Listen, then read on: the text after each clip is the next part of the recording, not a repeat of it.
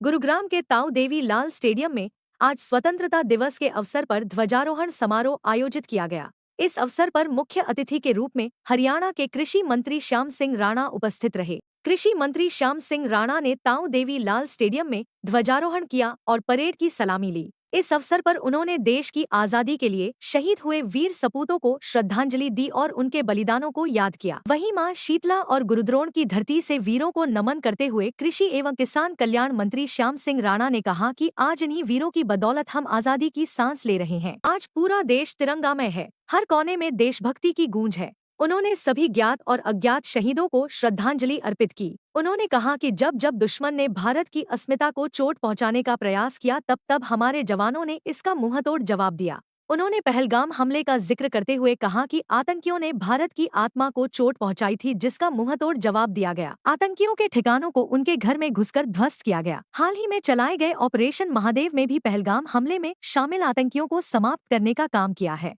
आज का यह दिन केवल कैलेंडर की तारीख नहीं बल्कि करोड़ों भारतीयों की भावनाओं का दिन है, जो हमें याद दिलाता है मां भारती के असंख्य वीरों ने अपने प्राणों का बलिदान देकर हमें आजादी दिलवाई। मां शीतला और गुरुद्रोण की पावन धरा गुरुग्राम में मैं आप सभी का स्वतंत्रता दिवस की हार्दिक शुभकामनाएं देता हूं और विशेष रूप से उन वीर सैनिकों को प्रणाम करता हूं जो देश की सीमाओं पर विपरीत परिस्थितियों में भी तिरंगे की शान को बरकरार रखते हुए हैं, जिनकी बदौलत आज हम खुली हवा में सांस ले रहे हैं। आज पूरा भारत तिरंगे में है, हर गली हर घर तिरंगे के रंग में रंगा है और हर कोने में देशभक्ति की गूंज है। तिरंगा हमारे इतिहास, संघर्ष और सपनों का जीवित प्रतीक है। आज हम उन ज्ञात अज्ञात शहीदों को भी श्रद्धांजलि अर्पित करते हैं, जिन्होंने आजादी से पहले और बाद में एकता और अखंडता के लिए रक्षा के लिए अपने प्राण न्यौछावर कर दिए। जब जब दुश्मन ने भारत की अस्मिता पर चोट पहुंचाने का प्रयास किया है, तब तब हमारे देश के जवानों ने दुश्मन को करारा जवाब देने का काम किया है। हाल ही में पूरी दुनिया ने देखा है कि जिस प्रकार 22 अप्रैल 2025 को पहलगाम में आतंकियों ने निर्दोष लोगों को मौत के घाट उतार दिया और हमारी बहनों के सिंदूर को उजाड़ दिया। यह केवल नागरिकों पर एक आतंकी हमला नहीं था, बल्कि भारत की आत्मा पर किया गया एक दुस्साहसपूर्ण प्रहार था।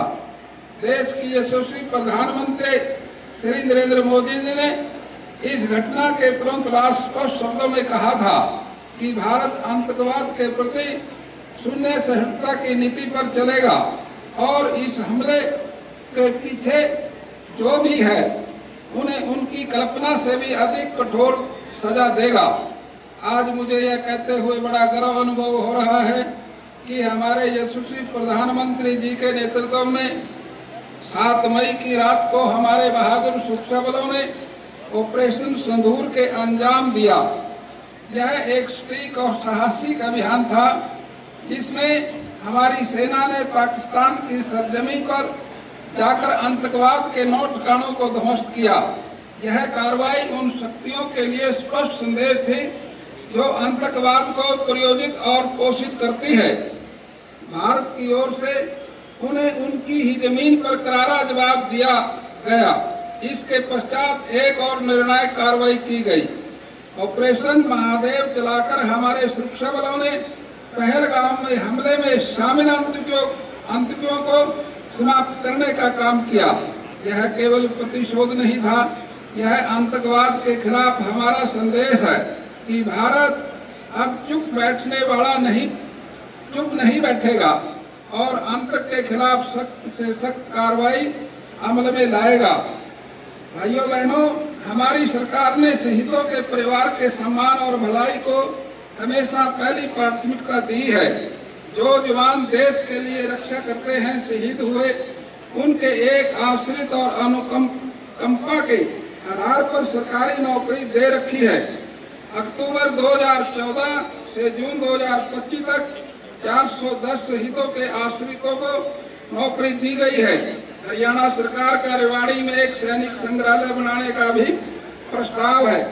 हरियाणा की धरती केवल खेतीबाड़ी में ही नहीं बल्कि वीरता में भी अग्रणी रही है। इतिहास के गवाह हैं, पन्ने गवाह हैं कि 10 मई 1857 को अम्बाड़ा से स्वतंत्रता आंदोलन की जो चिंगारी उठी, उसने पूरे देश में आजादी की अलख जगा दी। उस चिंगारी ने गुलामी की नींव हिला दी और भारतवासियों के दिलों में आजादी का सपना हिलोरे लेने लगा।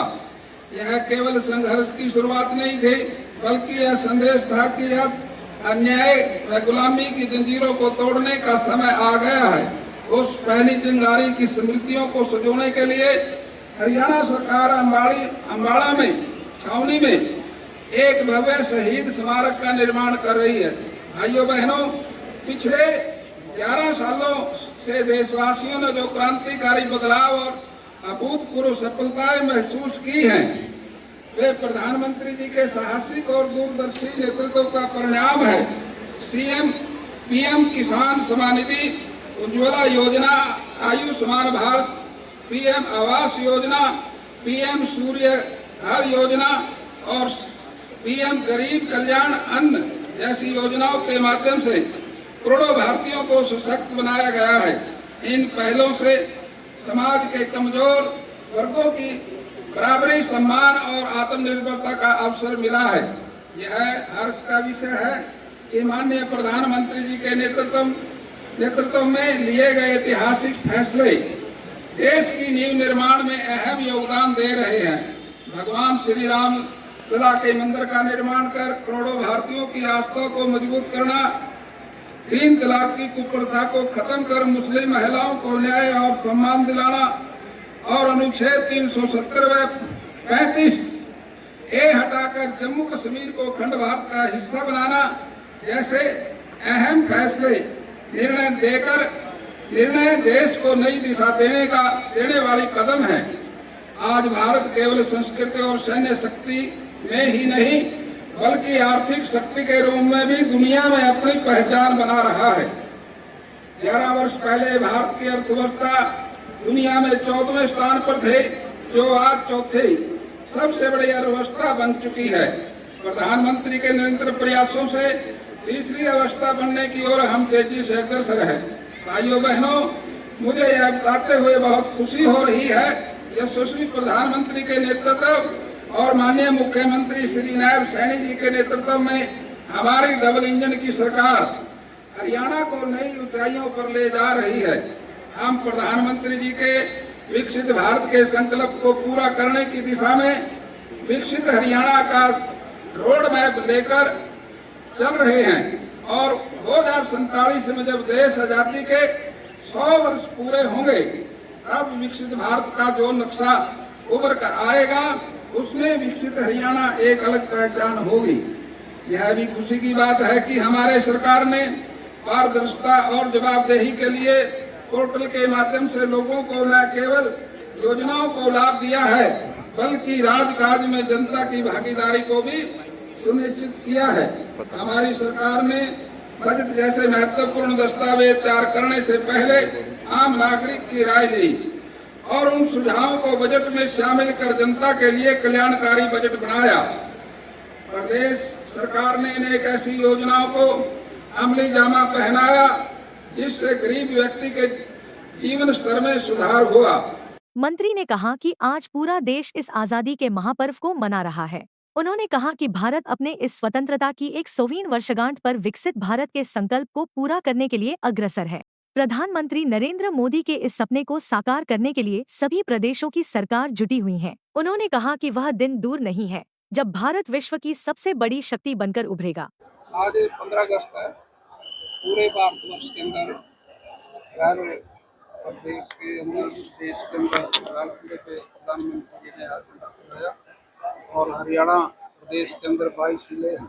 22 जिलों के अंदर सब जगह झंडा फहराया गया और घर घर के अंदर झंडा फहराया गया। आज 15 अगस्त, आज आज़ादी का पर्व है, इसको भारतवर्ष बहुत खुशी के साथ हर परिवार, हर प्रदेश और देश के अंदर मनाया जाता है।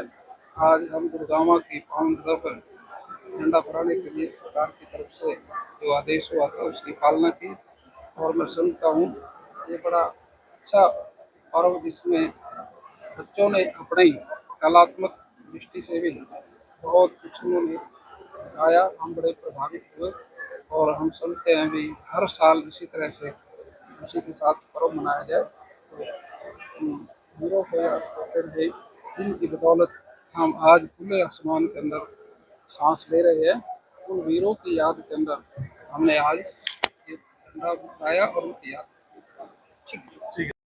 इस अवसर पर कृषि एवं किसान कल्याण मंत्री ने उत्कृष्ट कार्य करने वालों को सम्मानित भी किया। वहीं शहीदों के परिजनों को भी सम्मानित किया। पर जिला स्तरीय सांस्कृतिक कार्यक्रम भी प्रस्तुत किए गए, जिन्हें कार्यक्रम में मौजूद मुख्य अतिथि सहित अन्य अतिथियों ने खूब सराहा। मंत्री ने सांस्कृतिक कार्यक्रम प्रस्तुत करने वाले छात्रों को 3 लाख रुपए देने की घोषणा भी की।